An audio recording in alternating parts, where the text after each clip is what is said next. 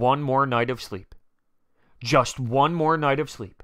Until you wake up and it is a 76ers game day, a regular season game day against the Boston Celtics down at the center. There's nothing like it. There's no other way that I would rather have it. I am so intrigued by the Sixers' length, by their size, by their defense, by their bench depth, by Ben Simmons, by Embiid, by Al Horford. There's so many things here that make me so happy and so excited to watch them play for an 82-game regular season and then some. That's right, and then some, and their playoff run. I can't wait. Before we dive into this, get yourself to a Sixers game. Get yourself to a Sixers game and get $20 off of those tickets. If you use the promo code BRODES at SeatGeek's checkout page, you get $20 off. It's Sixers season. It's what we've been waiting for. Get yourself to a game. All right, so just know that it will take some time to gel. We saw it last year when Jimmy Butler came, when Tobias came. There was a length of time where the team needed to gel. You don't just throw everyone together and it just snaps automatically, it instantly fits, and there's no growing pains. It's a long season. You're adding different pieces. You lose J.J. Redick. You lose Jimmy Butler. You got to fill those roles. You have Josh Richardson. You're trying to figure out some of your bench spots. You're trying to find your identity. It's not going to be smooth instantly. All right, if there's one thing we've learned as Philadelphia sports fans so far in this sports season, the Philadelphia Phillies got a little bit overhyped. The Philadelphia Eagles got overhyped. And I'm not saying the Sixers are getting overhyped because they do have a very talented roster and they do have the ability to be something serious, but it will take time for this team to develop and find themselves. We don't know who's going to be the backup point guard. We don't know how we're going to rotate Al Horford with Joel Embiid in that 5 spot and Kyle O'Quinn and Matisse Thybulle getting in there, Mike Scott, James Ennis, who's the 6th man? There's so many questions, and that's the beauty of the journey, right? This is a journey. We all know the end game and the hype for the playoffs and trying to get to the NBA Finals and trying to get over the hump, actually, of getting past the second round. We all know that for the future of this team. But don't let it just go without understanding the beauty of the journey. This team brings you on a ride. Your sports teams, they bring you on a ride. They bring you on a path from October all the way to the spring. Don't just take it for granted. Enjoy the emotional ride. Enjoy the beatdowns. Enjoy the bigger regular season games. Enjoy the games where you crush the terrible squads and half the starters don't play. Where you can watch maybe Furkan Korkmaz play 28, 30 minutes. Who knows? Embrace it. That's how I feel with this 76er squad because they mean so much to me, and I can't wait to watch them perform. But like I said, just know it's not going to be clicking instantly where everything's flowing and it's just pure domination all season long. I think there will be time for this team to adjust. It just needs to happen. So I mentioned the size and the defense. That's the beauty of this thing.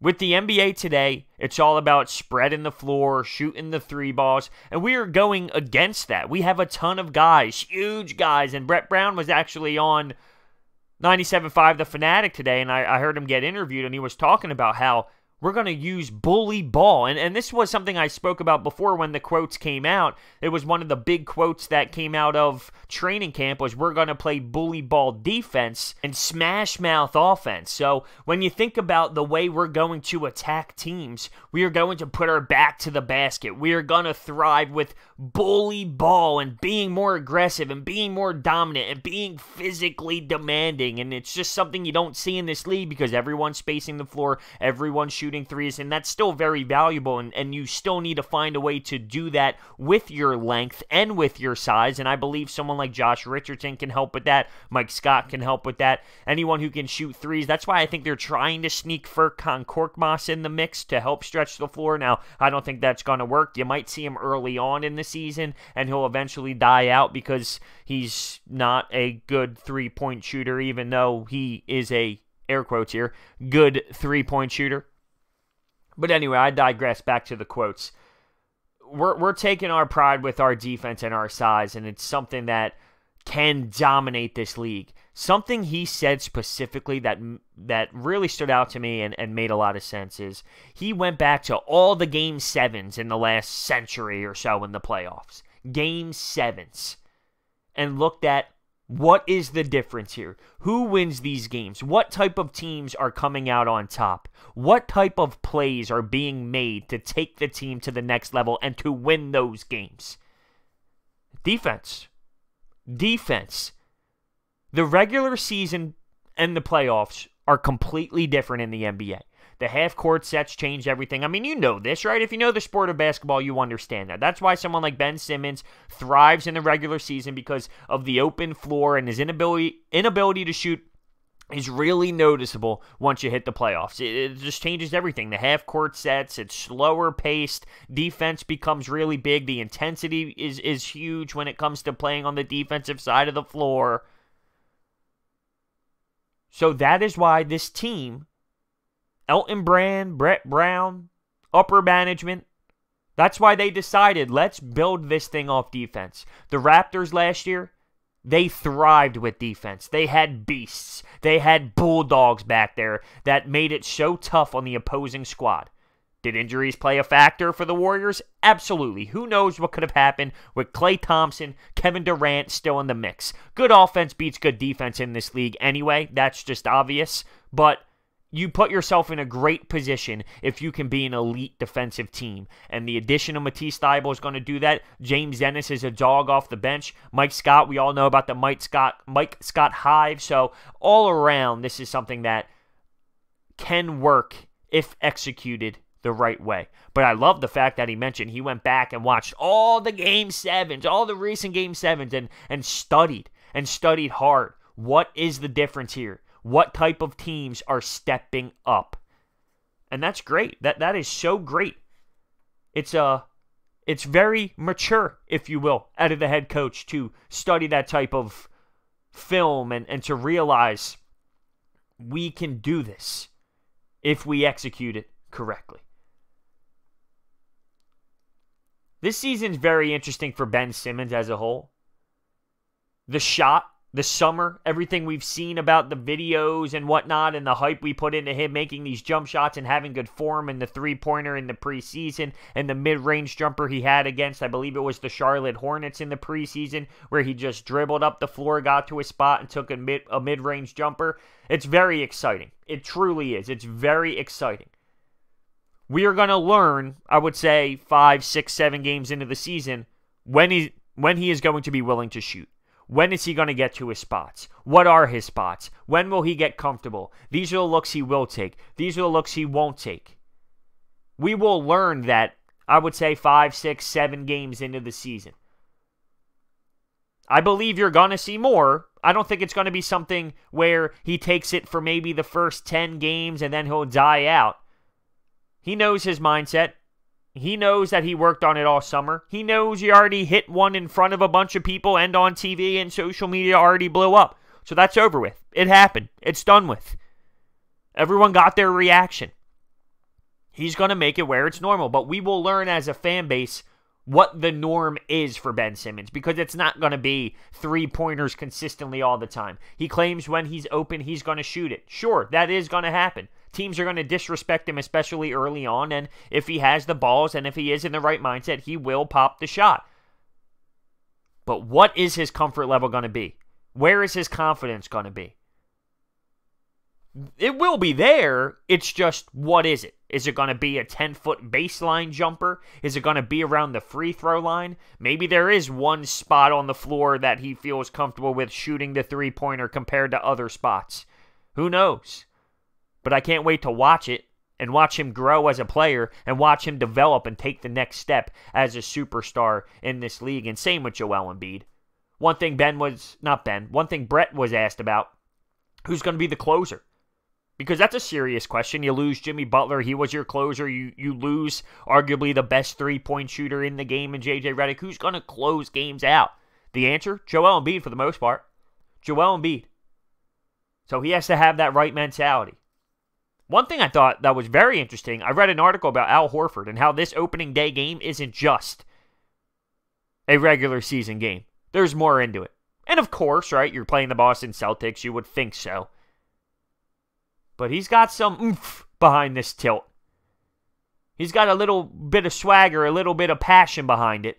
And hopefully that feeds off into the other players. See, coming from personal experience, if I played a game when I played junior hockey, say, up in Vermont, and I had a teammate the year before that played for the Boston squad that we were going up against, you could sense it. You can see him being prepared a little bit more. You can see the intensity out of him, and it raised the level of the teammates. The difference here is it's the opening season game, so everyone's going to be fired to hell up. You're on your home court, so you're going to have that extra burst anyway, and you're playing the Celtics, so how much more fuel do you really need? But still, it definitely can add a little bit. I wouldn't want it any other way. I wouldn't want to play any other squad on opening night for the Sixers other than the Celtics. This isn't the same Celtics team. The Kyrie thing's gone. They signed Jaylen Brown to a big extension. They have Kemba Walker. It's a different squad, but just like us and how we're going to need time to find our identity, same with any other team this early in the season. So it is a test, but it's not the biggest test in the world. I want to see this Matisse Thybulle defense. I want to see his maniac self getting all over the place, being aggressive, getting in people's faces, just being a junkyard dog out there, not stopping the motor. That's what it's all about with Matisse, the motor. It just doesn't stop. It continues to go and continues to go. And on top of that, can he make the shots? Can he knock down the shots? I've been very impressed with his offensive game. There's still plenty of work to be done, but I'm impressed with what I've seen so far. I saw a step back. I see him hit wide open looks. Will he be able to provide the ultimate 3-and-D? Will he eventually be the sixth man? Or is that Mike Scott's spot or James Ennis' spot? The depth everyone loves because of what we had last year where we didn't really have a backup five for Joel Embiid and we didn't have a backup point guard considering we used TJ McConnell all the time. And with Mike Scott, James Ennis, Matisse, Kyle O'Quinn, Zahir Smith, Trey Burke, Neto, Furkan, Bolden, there are players there. But personally, what's James Ennis, right? He does bring a lot of defense, and he's not a bad option. And I've talked about him being this guy who comes off the bench, and he's just annoying pest who will work so hard, and that is great, and there's so much value to that.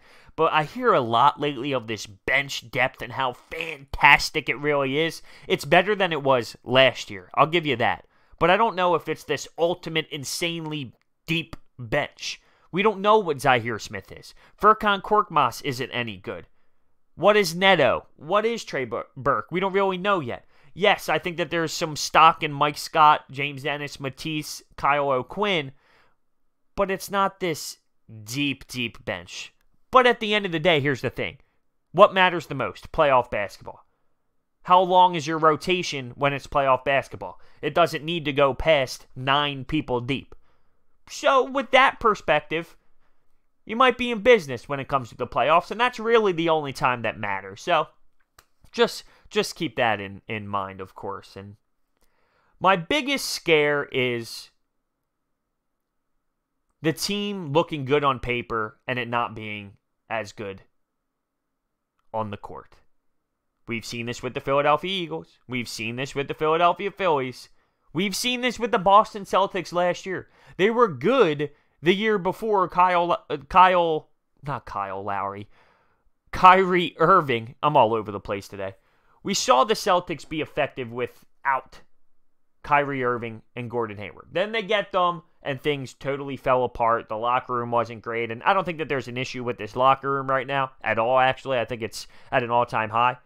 Apparently, Tobias Harris is being this ultimate leader, which is just great, making sure everyone's on the same page and doing things outside of practice together and just being a team that has a lot of bonding time, which is great.